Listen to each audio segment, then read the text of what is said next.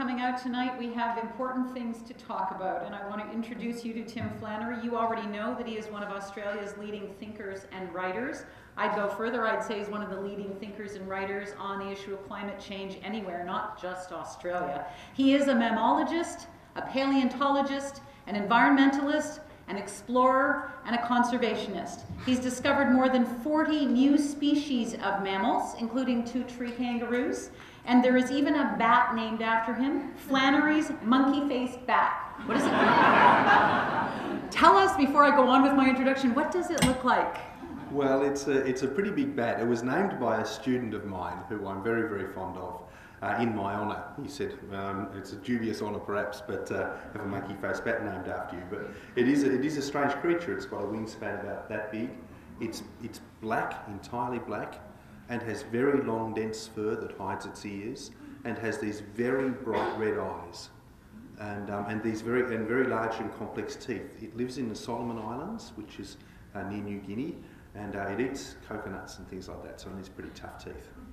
Doesn't bite people. Well, it's not a vampire. It hasn't bitten me yet. Okay, well, Sir David Attenborough puts Tim Flannery in the league of the world's great explorers. Writer Raymond O'Hanlon said he's discovered more species than Charles Darwin. In 2005, he was named Australian Humanist of the Year. In 2007, they went further. They named him Australian of the Year. He has, of course, played a critical role in raising awareness of one of the most serious problems facing our world, and that, of course, is climate change. Tim Flannery teaches at Macquarie University. He is now chairing the Copenhagen Climate Council, and he's spending most of his time doing that right now. His 2006 book, The Weathermakers, brought the problem of climate change to the forefront of public discussion. You know that book. His new book is Now or Never, Why We Need to Act Now to Achieve a Sustainable Future. He's urging us to change the way we think about our relationship with the planet. Tim Flannery, welcome to Toronto. Thank you very much.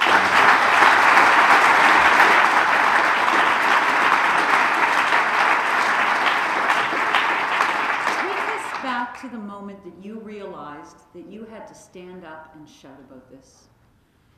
Well, I think that would have been back in about 1999, and I'd been aware of climate change up to that point, but I was asked by the provincial government, or the equivalent of the provincial government I was working for in Australia, to form 2 advisory committees for our state premier, one on science and technology and one on the environment and sustainability. And I thought, just in terms of doing a good job with that, I better do some due diligence, and went back and looked at the last 2 years' worth of the leading science journals around the world, just flipping through them, looking for trends, what were the important issues, what were the big challenges, and so forth.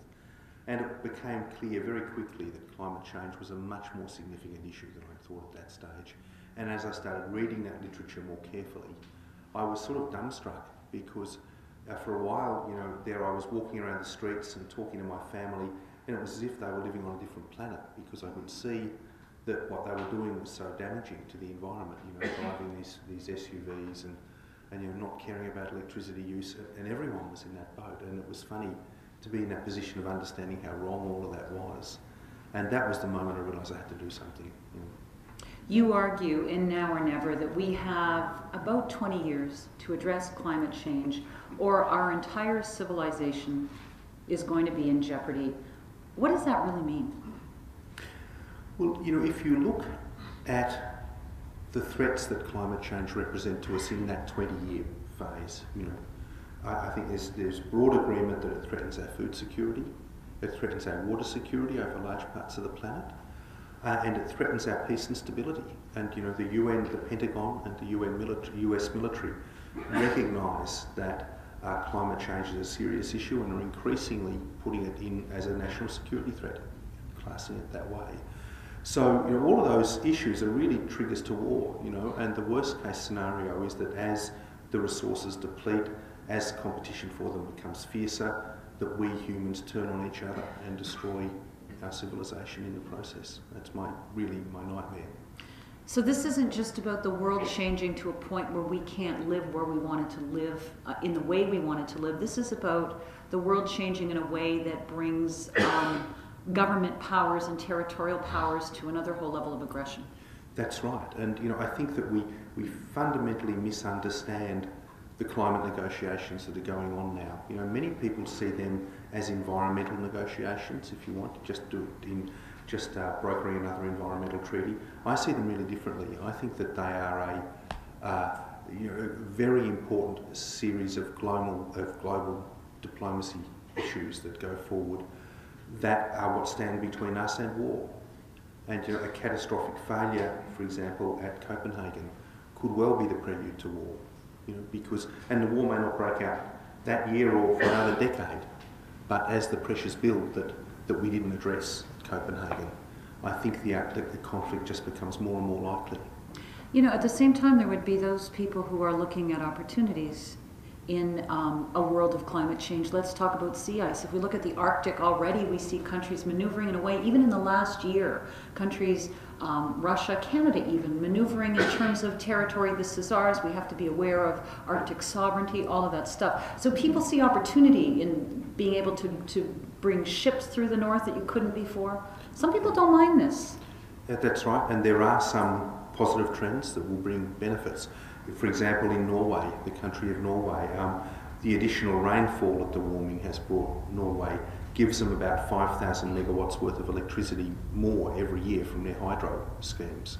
So that's a benefit for them. In New Zealand, we're seeing a similar trend where the additional rainfall caused by the warming is bringing more hydropower and allowing them to close down some of their coal-fired power plants. So there are a few good things going on, and the Northwest Passage is another one. But if you weigh up those positives against the negatives, I think you'll see that the negatives overwhelmingly win out.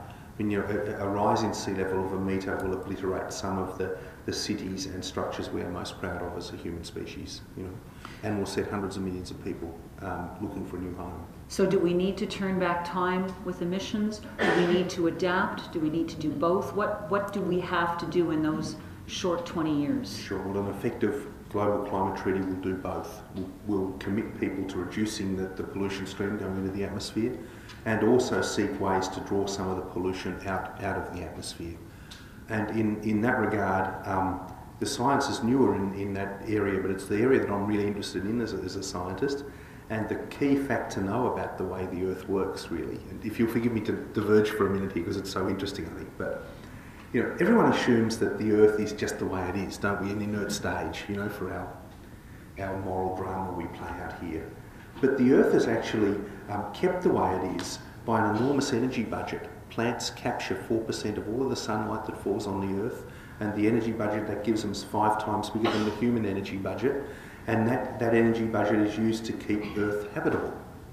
As we chop down trees and destroy forests and damage the natural environment, change starts to take place, and climate change is one of those big things that's happening as that trend progresses.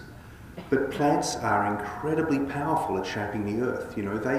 Every year plants capture 8% of all atmospheric carbon dioxide.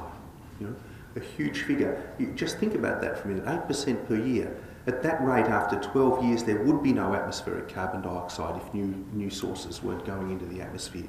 So in plants, we have the perfect carbon capture mechanism. We don't need towers or technology to capture the carbon. The plants do that for us, and they turn the carbon into very valuable byproducts like timber and food and everything else. What we need is some storage capacity for that carbon. We need not only to protect the world's tropical forests, but to start regrowing them. We need to start using our agricultural soils in ways that allow the carbon to accumulate rather than be depleted. And remember, over this century, our most heavily used agricultural soils have lost 66 billion tonnes of carbon to the atmosphere. And we know that we can put that back pretty quickly. So an effective global treaty tries to deal with sustainable agriculture and tries to deal with protecting forests, as well as reducing emissions, as well as helping people in the poorest countries adapt to the inevitable change that's already in train. Well,